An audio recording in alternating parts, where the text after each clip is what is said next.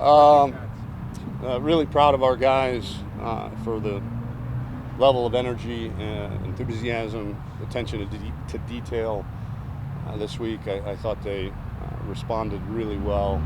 A couple injury notes. DeMarvion Overshawn will not play.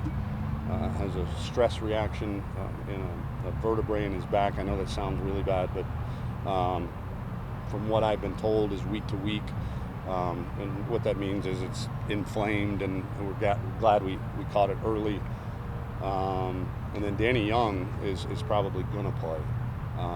He practiced limited yesterday and went out there today and ran around, looked good. So obviously he's a bit rusty.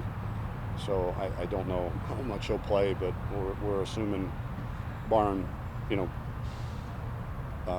making sure that he got through today's practice well, which he appeared to do. He'll probably get some reps. Questions? Colin said on Tuesday his hamstring was bothering him a little bit. Still is, yeah. He'll be kind of a game time decision. We got to be smart with it because we're going to need him all season. But I know he really wants to play, so he's traveling. We're going to assume he's playing and see how the next 48 hours go. What with Danny? How do you want it to go Saturday? You just throw him out there and see what happens, or you want to see how the game goes? Yeah, I think it would be a two-man rotation with Keontae and Roshan, and then if needed, Danny, and then because we didn't get him till Wednesday of this week, and so. But he looked good the last couple days, so we wouldn't hesitate to put him in if needed. That's still how nice is it to know that you've got another scholarship body back there, and it's the end times are starting to look a little further in the past. Yeah, I mean it'll be nice when the other two guys get back, but anytime you can continue. I mean, David Benda's probably really happy about it. I can tell you that. Who had a really good week. I thought he did really good, but it is comforting to know at least we've got another experienced body back there.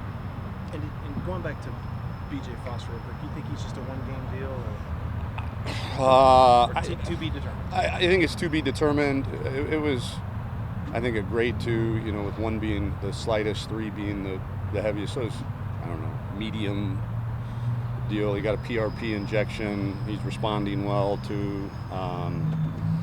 And then, the good thing is we've got the bye week after next week, so I think you'll see.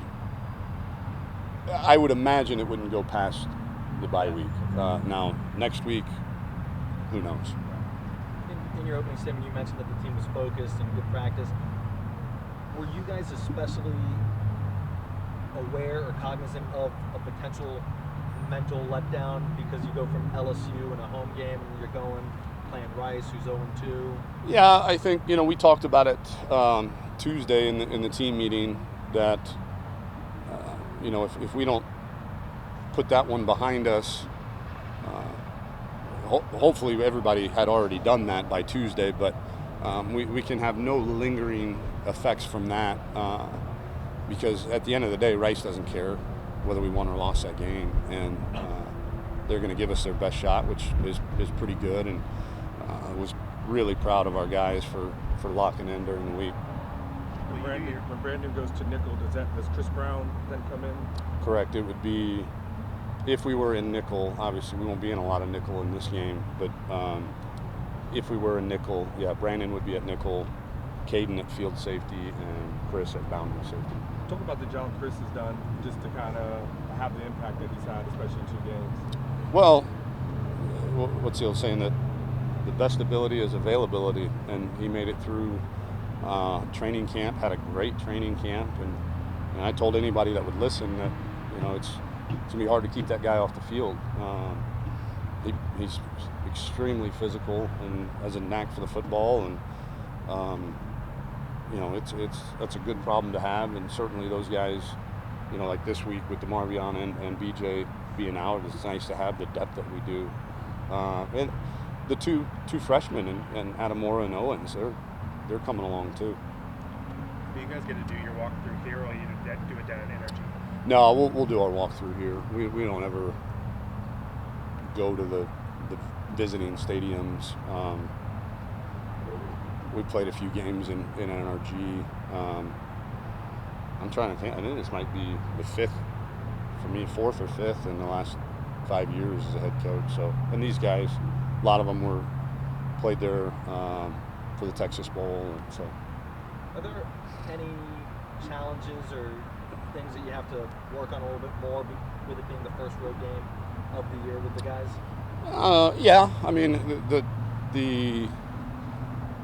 the youth and inexperience. You know, we'll have a lot of guys, just like the La Tech game. You know, is the first time they went through a Friday and Saturday, and so these guys will be the first time on the road. So it's just educating them on what to expect and minimize as many distractions as you can. Coach, did you say Colin was game time decision? Correct. Coach Orlando said yesterday that you guys were going to use a lot of 4 linebacker sets. Are you guys going to start out with that, or is that something you're going to Depends on what they start out with. So it'll be, you know, their base operation is 2 tight ends, 2 backs, 1 wide receiver. They'll even get into 3 tight ends, 2 backs, no wide receivers. So when they get in those big sets, yeah, we've got to match size with size. So there'll be a lot of substitution when they sub and bring in different personnel groups. So we won't see the Cowboy Packers, not too much.